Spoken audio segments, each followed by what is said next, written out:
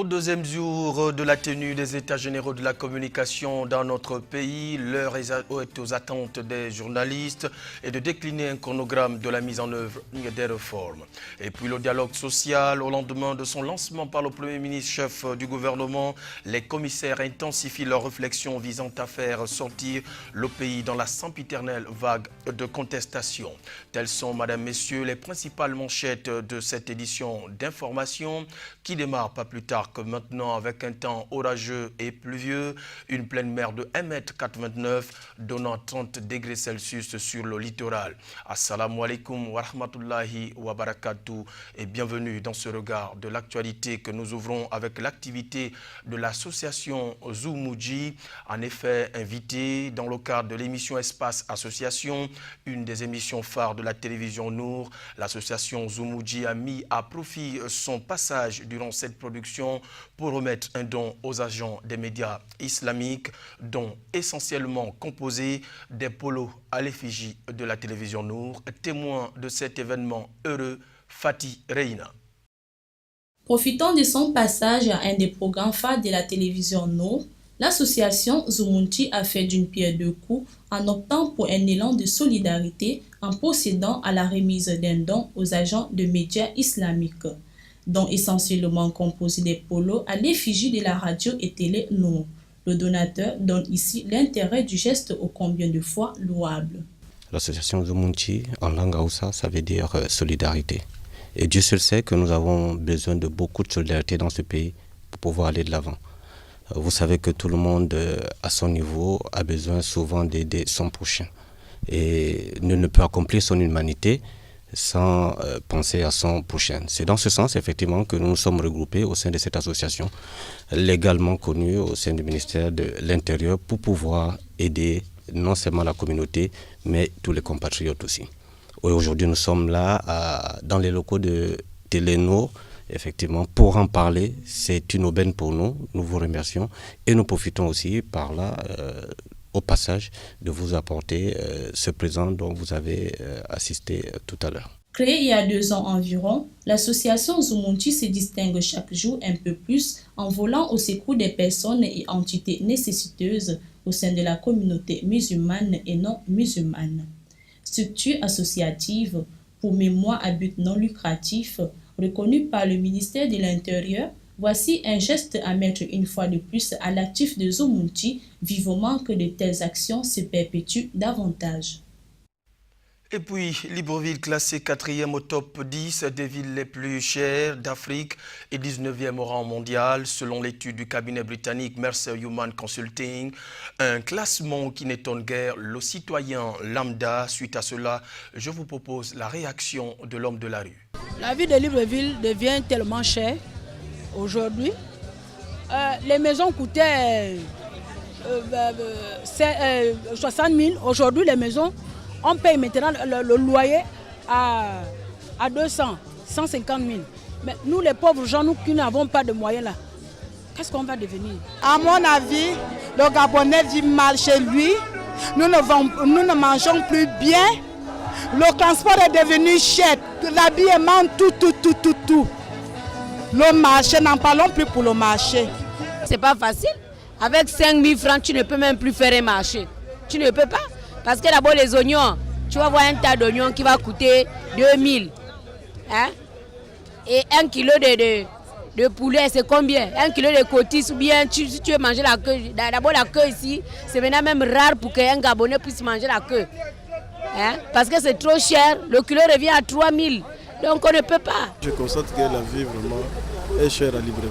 Quand vous prenez 5 000 francs CFA, c'est l'équivalence de 10 $ américains. Je suis à Kinshasa, quand je dis $ américains, ça peut me permettre par exemple de manger toute la journée. Mais par contre, avec les 5 000 francs CFA, bon, je ne peux pas peut-être vraiment acheter grand-chose.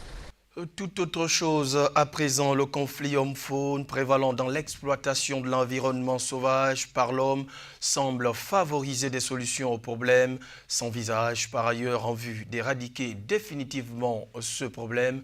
Ainsi nous le fait dire Issa Mefan de notre rédaction.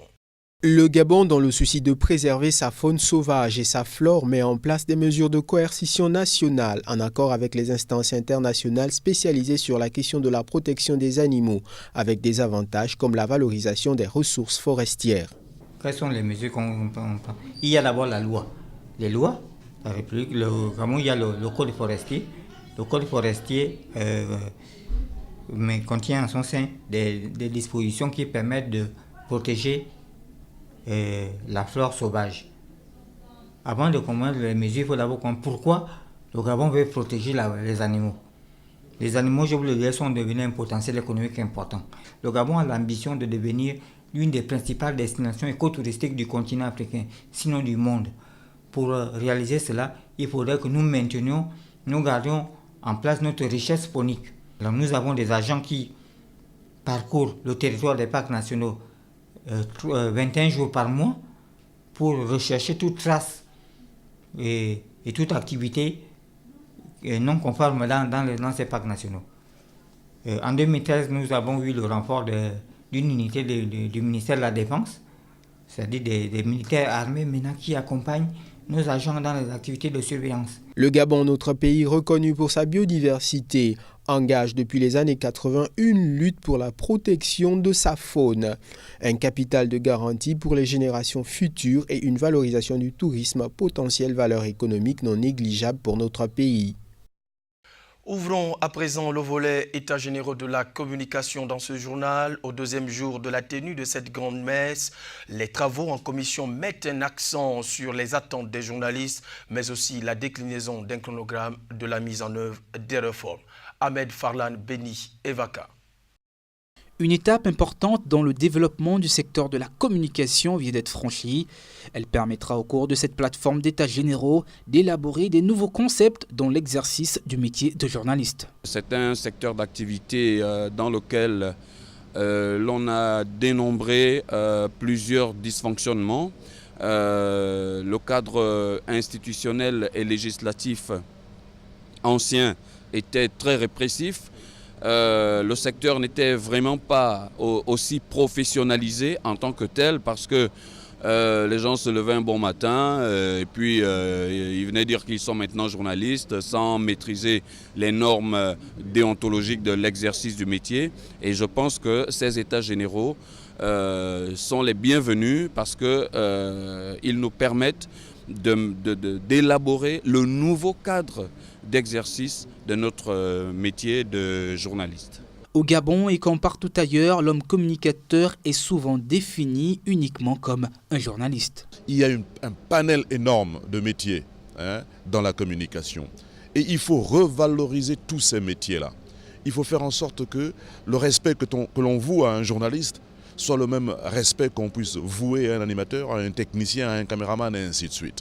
Parce que si on segmente notre métier en se disant avec complexe que les journalistes sont peut-être les mieux nantis dans le domaine de la communication, on se trompe. Le métier de communicateur n'est pas ultimement lié à une rédaction de journal.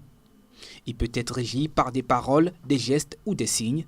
Retenons que le nouveau code sur la liberté de la communication au Gabon lors de ses assises a rencontré l'assentiment des autorités du pays, mais également des professionnels du domaine.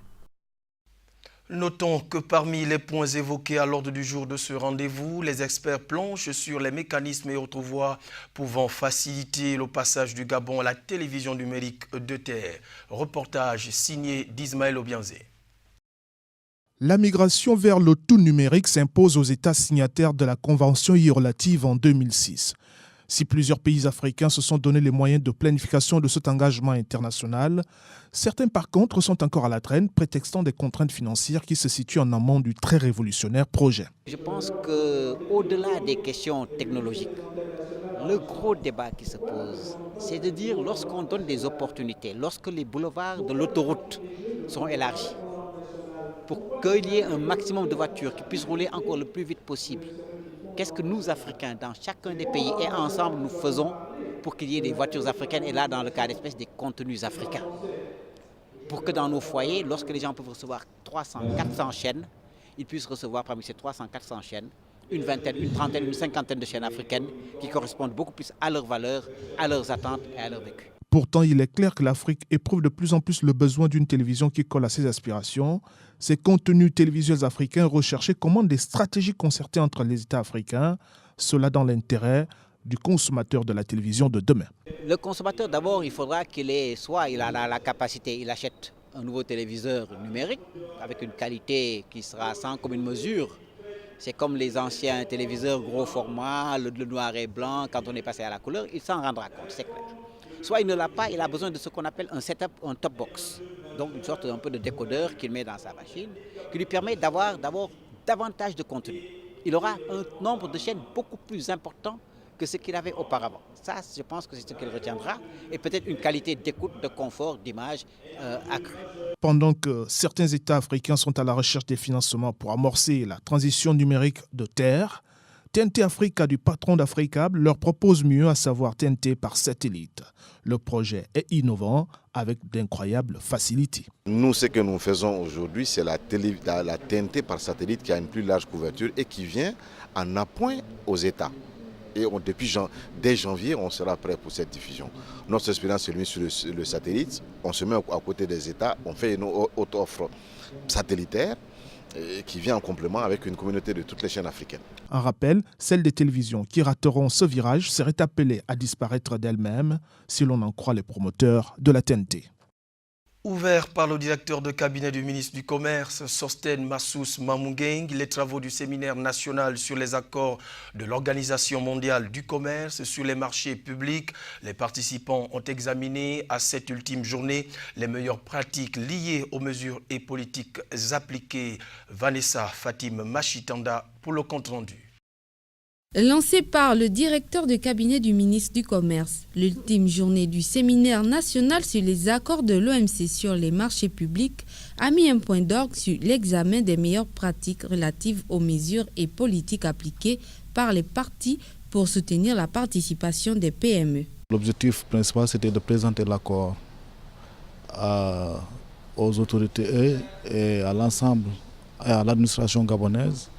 C'est un accord plurilatéral. Ça veut dire que c'est un accord où aucun pays n'est obligé de prendre des engagements. C'est un engagement volontaire. Donc, beaucoup de pays sont membres de cet accord. Mais le Gabon, pour l'instant, ne possède pas le statut d'observateur et n'est pas encore membre à l'accord. Donc pour l'instant, ce n'était qu'un séminaire de formation pour présenter l'accord. Et puis au niveau national, nous allons continuer à faire les consultations, voir est-ce que l'accord est avantageux pour le Gabon. C'est là un programme de travail qui a consisté également à promouvoir le recours à des méthodes durables de passation des marchés conformes à l'accord du programme de travail sur les normes de sécurité des marchés publics internationaux. Donc jusqu'à maintenant, on a couvert plusieurs aspects de l'accord, incluant les règles principales de l'accord sur les marchés publics. On a aussi regardé les procédures et les avantages liés à l'adhésion à l'accord, mais aussi les avantages liés avec l'obtention du statut d'observateur à l'accord. On a eu des discussions qui étaient très enrichissantes. Les participants ont aussi commenté durant le séminaire d'une façon très active. Donc jusqu'à ce jour, on est très heureux du résultat.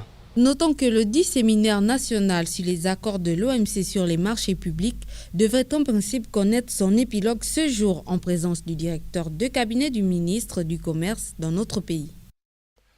Les travaux de la commission ad hoc du dialogue social, ouverts le 27 novembre dernier, la dite commission, après de nombreuses hésitations dues à des facteurs d'accord, les groupes se sont finalement constitués pour les travaux qui aboutiront à un rapport à soumettre au gouvernement.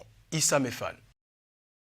Partie pour s'achever ce jour, la commission ad hoc relative au dialogue social débutée le 27 novembre dernier a eu du mal à s'accorder. Les différents syndicats vont se remettre en atelier après de nombreuses trames qui leur ont conduit à refuser certains présidents de commission. Il était question pour nous ce matin de répartir les commissaires dans les différents groupes de travail. Il y a 7 groupes transversaux et une dizaine de groupes qui vont traiter les problèmes sectoriels.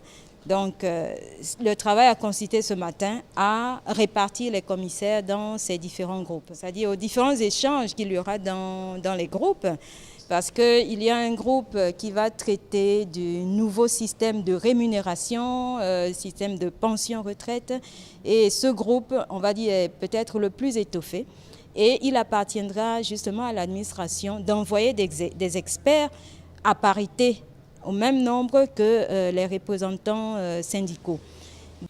À qui attribue-t-on la faute au déroulement des travaux sur la conception d'un code syndical? L'avis de ce commissaire sur la question semble donner les raisons qui ont conduit au retard de l'établissement d'un rapport renfermant les revendications sociales des syndicats des différentes corporations de travailleurs. Si les travaux ont mis du temps pour démarrer, en fait, la faute revient d'abord au gouvernement. Le gouvernement a violé les dispositions de la Convention 87 de l'OIT, la Convention 98 et même la Convention 144 de l'OIT, parce que toutes ces conventions universelles voudraient bien que les syndicats qui fonctionnent selon leur statut, de manière autonome, puissent élire librement leurs représentants, quel que soit le cas. Or ici, le gouvernement a fait une sorte d'ingérence parce que l'ingérence est prohibée par toutes ces conventions, en nommant dans le bureau de la grande commission Andoc des syndicalistes que nous appelons les syndicalistes pro-gouvernementaux, parce que nous ne nous reconnaissons pas dans ces syndicalistes-là qui n'ont pas toujours fait le bonheur des travailleurs. Donc depuis le 27 novembre, nous avons contesté le fait que le gouvernement ait fait le passage en force en nommant les représentants des travailleurs, alors que ce sont les travailleurs eux-mêmes, donc les syndicats que nous sommes, qui deviennent normalement nommer nos représentants. Donc c'est parti de là, le blocage est parti depuis le 27 novembre. Par la suite, au lieu de corriger l'erreur, et puis nous avons également dénoncé un fait, c'est-à-dire que le gouvernement ne tient pas compte des forces en présence sur le terrain. Nous revendiquons la paternité de ces négociations, étant entendu que c'est nous qui sommes sur le terrain et c'est nous qui faisons grève. Et or, nous ne comprenons pas trop comment ceux-là qui ont toujours condamné les grèves subitement se trouvent sur la même table de négociation que ceux-là qui font grève. Après 2 semaines de tractation, le cours des choses semble reprendre. C'est cette commission qui vont se former pour établir un rapport qu'ils soumettront au gouvernement pour d'autres discussions. Cap à présent à l'étranger, plus précisément au Libéria, où la poignée de main est une pratique culturelle fortement ancrée en Afrique de l'Ouest. Les habitants du Libéria, par exemple, ont une manière très particulière de se dire bonjour. Avec l'arrivée de l'épidémie d'Ebola, les personnes ne peuvent plus se toucher. Les habitants doivent changer de façon de se dire bonjour. Je vous propose à présent de suivre ce reportage de nos confrères de l'AFP. 2 hommes qui se serrent la main, un geste banal et pourtant très rare aujourd'hui au Libéria. Ce pays d'Afrique de l'Ouest est connu pour sa poignée de main très originale, mais à cause du virus Ebola, les gens aujourd'hui ne peuvent plus se toucher. En plus de faire face à la maladie, les Libériens doivent changer leur manière de vivre. To shake hands has been a culture in Liberia. La poignée de main, ça fait partie de notre culture au Libéria.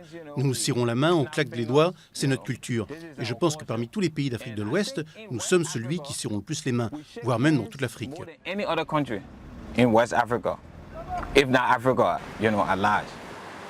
Ebola se transmet par l'échange de liquide ou de transpiration.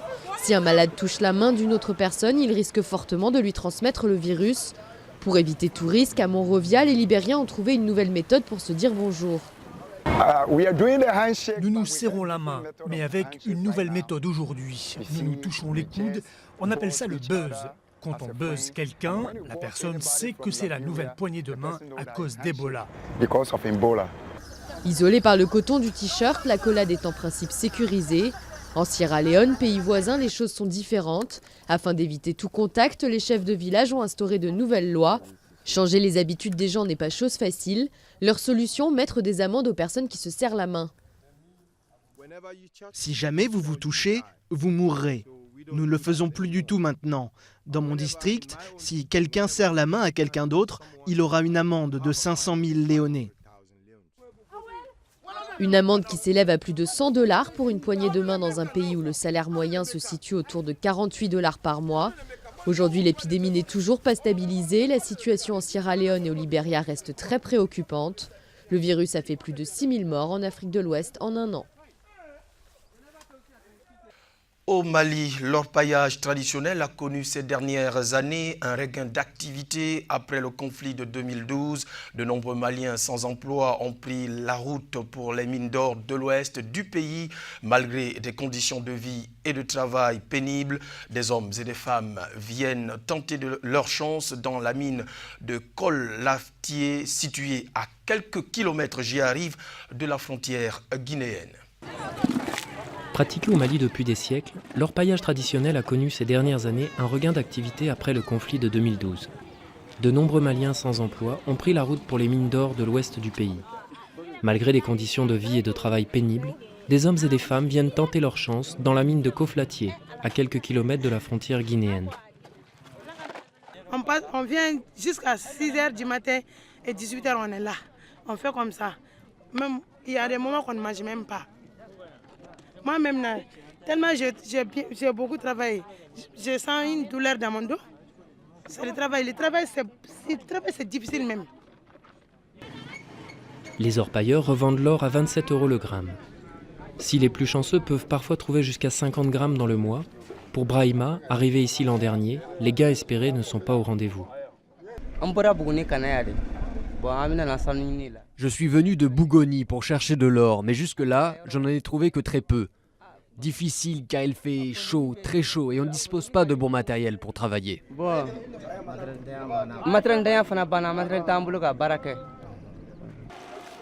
La population des orpailleurs au Mali est aujourd'hui officiellement estimée à plus d'1 million de personnes, sur un total de 14 millions de Maliens. Dans bien des régions, l'or est quasiment la seule ressource.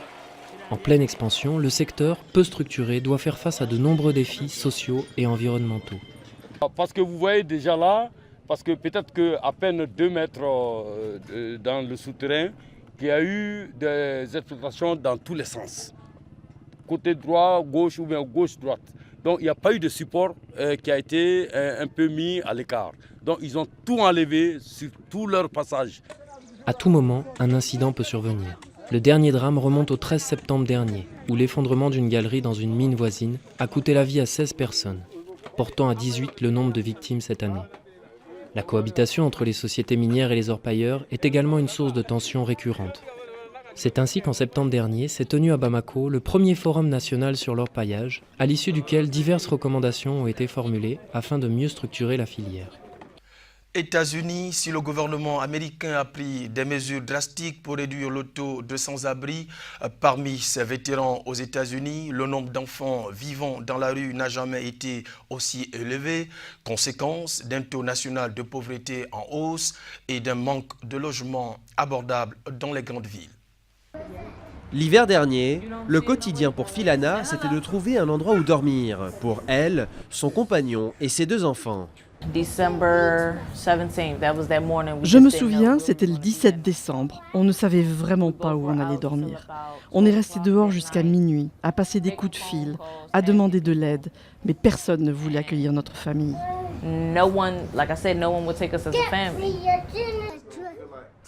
Ce soir-là, Philana trouvera refuge dans ce foyer pour sans-abri à Washington.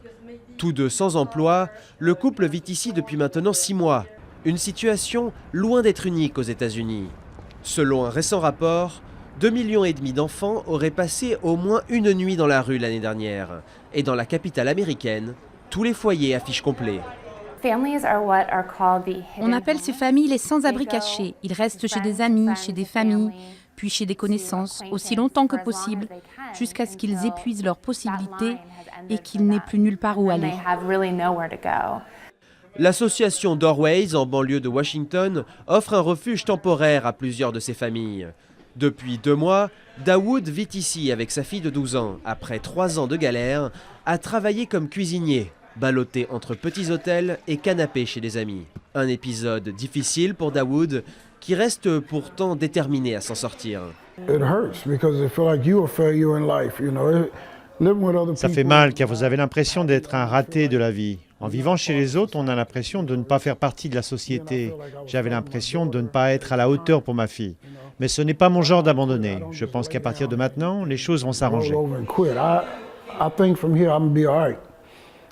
Le manque de logement, les violences conjugales et la pauvreté sont autant de facteurs qui poussent ces familles vers la rue. Et si le gouvernement américain a pris des mesures drastiques pour réduire le taux de sans-abri parmi ses vétérans, à Washington comme ailleurs, ils seront encore nombreux à passer Noël sans un toit. Je vous propose à présent de faire le tour du monde dans ce condensé de nos confrères de la presse internationale. La Cisjordanie sous haute tension. Israël a envoyé des renforts militaires dans le territoire occupé au lendemain de la mort d'un haut responsable palestinien dans des heurts avec des soldats israéliens survenus à la suite d'une manifestation contre la colonisation. Après les résultats de l'autopsie, le gouvernement palestinien tient Israël pour entièrement responsable de la mort de Ziad Abu Ain qui soulève l'indignation dans les territoires. Après des semaines d'occupation à Hong Kong, la police a envahi le principal site où campait le mouvement pro-démocratie. Sommant les manifestants de partir, les autorités ont commencé à démanteler les barricades dans le quartier d'affaires d'Admiralty. L'opération intervient après une décision de la Haute Cour, saisie par des commerçants et des compagnies de transport lassés du blocage. Les protestataires revendiquent l'instauration d'un véritable suffrage universel dans le territoire sous tutelle chinoise. Ils n'ont obtenu aucun résultat concret. La ministre de la Santé Marisol Touraine réclame la transparence absolue dans l'enquête sur le crash d'un avion près de Tours. Hier soir, un appareil militaire s'est écrasé sur un foyer pour handicapés, faisant 1 mort et 5 blessés parmi les résidents. L'anesthésiste belge de la maternité d'Orthez remise en liberté sous contrôle judiciaire. Incarcérée en octobre après le décès d'une patiente, elle avait reconnu avoir bu au moment des faits. Sa remise en liberté décidée par la Cour d'appel de Pau est assortie d'une obligation de résidence en France et de l'interdiction d'exercer la médecine. Monaco explose de joie après l'annonce de la naissance des 2 jumeaux princiers. Ils s'appellent Gabriella et Jacques. C'est la fille qui est née en premier. Jacques-Honoré Régnier est arrivé 2 minutes plus tard, mais il prend la première place dans l'ordre de succession de la petite principauté. Les 2 bébés et la mère, la princesse Charlène, se portent bien. C'est ainsi que s'achève ce regard de l'actualité placé sous le regard gendarme du grand imam Ismaël Osseni Ossa, imam principal de la mosquée Hassan II de Libreville, coordination rédactionnelle Issa Richard Abessolo. Merci d'avoir été des nôtres. J'aurai plaisir toujours à vous retrouver sur la même lucarne Nour TV avec le même entrain. Assalamu alaikum wa rahmatullahi wa barakatuh.